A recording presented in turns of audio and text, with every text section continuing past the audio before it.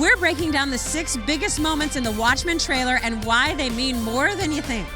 Who watches the Watchmen? Everybody. At least everybody was Saturday morning when HBO premiered the new trailer for their upcoming series based on the game-changing 80s comic.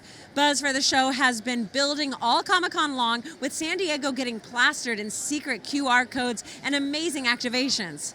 But in true Watchmen spirit, HBO abandoned the traditional route of hyping the show, skipping Hall H and just dropping the trailer online for the entire world to see earlier this weekend. If you think about it, it's exactly what Rorschach would do. You know, if he hadn't gotten all his atoms ripped apart by a floating blue space god. Now, if that reference went over your head, that probably means you aren't super familiar with Watchmen, so here's the Cliff Notes version.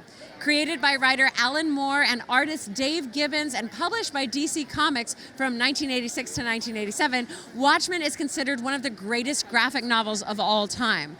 Over the course of 12 issues, Watchmen completely redefined what the medium could be, and along with Frank Miller's The Dark Knight Returns, helped elevate the superhero storytelling to a higher literary plateau. The book takes place in an alternate reality where superheroes exist, but are far more human and flawed than we're used to seeing from the cape and cowl set. Almost every hero in Watchmen is just some regular, powerless person who decided to put on a mask and fight crime, usually as a means of dealing with some unresolved trauma. The story kicks off when one problematic hero, the comedian, is mysteriously murdered, which leads to a massive conspiracy being uncovered that puts the fate of the entire world at stake. As for the HBO series, it's been long rumored that the show would be more like a sequel to the comics or a remix of the source material, as opposed to a straight adaptation. And the trailer we saw today definitely seems to confirm that. The Easter egg-packed clip features a bunch of new characters along with glimpses of what some old faves are up to and events that could only take place after that OG story. In fact, there's so much here that we're pretty sure you missed a ton of cool stuff. Heck, we're pretty sure we missed a lot of cool stuff too. So we're just gonna break down the 6 coolest things in the Watchmen trailer that mean more than you think. Let's start with the original comic's big bad, Ozymandias, aka Adrian Veidt. Veidt was a superhero industrialist who decided the only way to save the world from the brink of nuclear war was to get everyone united against a common foe. That foe? A giant space squid he created to destroy New York City. In the trailer, we see a newspaper claiming that Veidt has been confirmed dead, but we also see him very much alive, played by Jeremy Irons. Is Veidt really dead and those shots of him are just flashbacks, or did he fake his own death and go into hiding? And what about that one little candle he blows out on his birthday cake? Or should we say his death day cake? Maybe that single candle represents his 1-year anniversary of faking his own death, or the 1-year anniversary of his surprise squid attack on the Big Apple. We really have no idea. But it's pretty obvious that Veidt and his actions in the comics are going to play a huge part in shaping this new world. And alive or dead, his legacy will have a serious impact on Watchmen the show. And speaking of that squid, it was one of the weirder elements of the original comic. So weird, in fact, that when Zack Snyder adapted the comic as a film back in 2009, it was completely left out. But don't worry, squid heads, this version of Watchmen appears to be swimming in the slippery little suckers. If you look close, you'll see them all over the trailer. There's a newspaper article about a baby squid falling from the sky in Boise, one crash landing on a car, even this close-up on some sweet squid fan art. The big question now becomes, why are there so many dang squids? In the comic, Veidt just creates one giant squid, but here there seems to be a bunch of smaller ones bopping around. Is this a change from the original story, or just phase 2 of Veidt's 8-tentacled master plan? Or maybe that original squid gives birth to some unexpected consequences, like a bunch of little offsprings? For now, like the squids, it's all up in the air. Now, as we said earlier, the character Rorschach died at the end of the comic. Yes, it was a spoiler, but you had 33 years to read the thing, so this is really on you.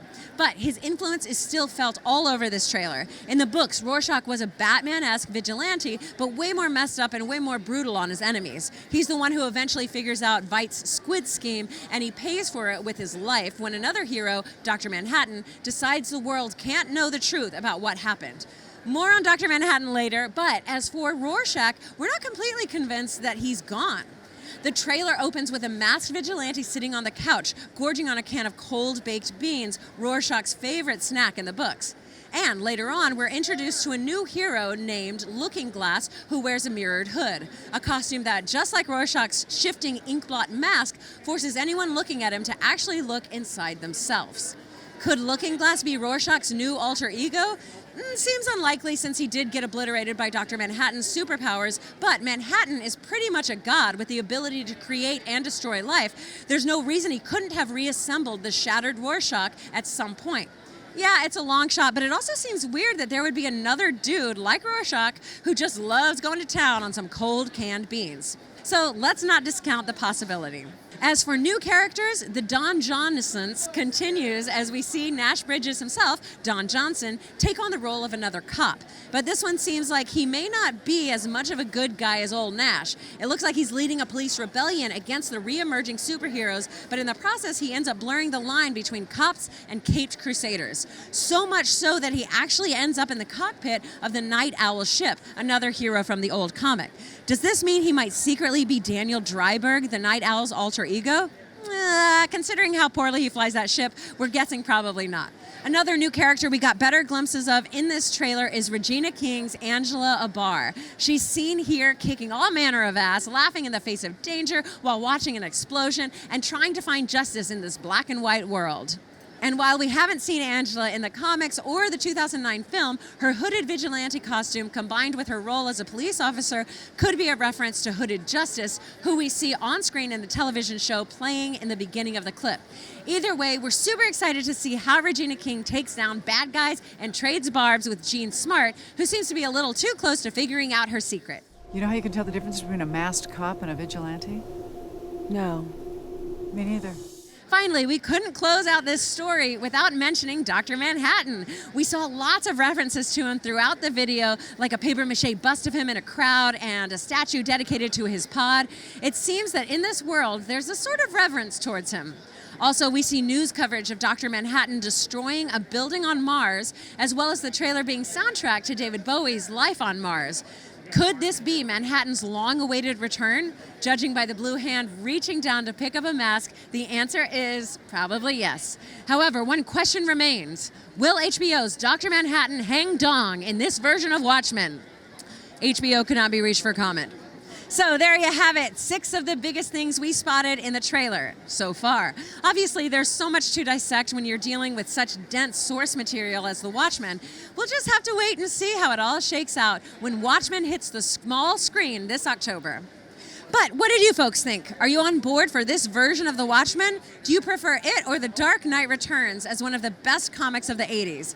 And do you think Zack Snyder was right to get rid of the giant squid in his 2009 film adaptation? Let's discuss. Thanks for watching! If you like what you saw, why not give us a like and subscribe? If you want to get notified every time we go live with a show or drop a new video, feel free to mash that little bell so you can be up to date on all the latest theories, news, and rumors in the pop culture world.